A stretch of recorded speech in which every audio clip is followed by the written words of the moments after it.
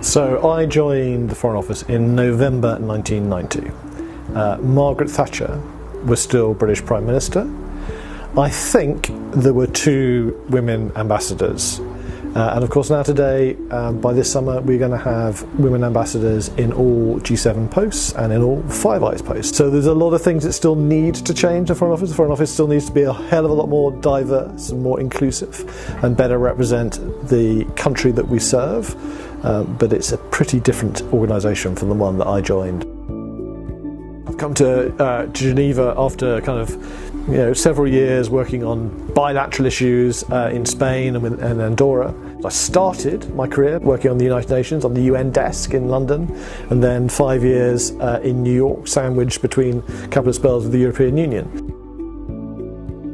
Kindness, but founded on empathy. I think I'm somebody who's very motivated by notions of human justice, and fortunately it's a good place to be, Human Rights Council and all that. But it is also about trying to live a just life. I'm husband and dad, and indeed even dog owner first, and probably diplomat second. I find my resilience in running, in my family, in normal times I'd say in the theatre and cinema, but that's kind of been a little bit knocked out of court.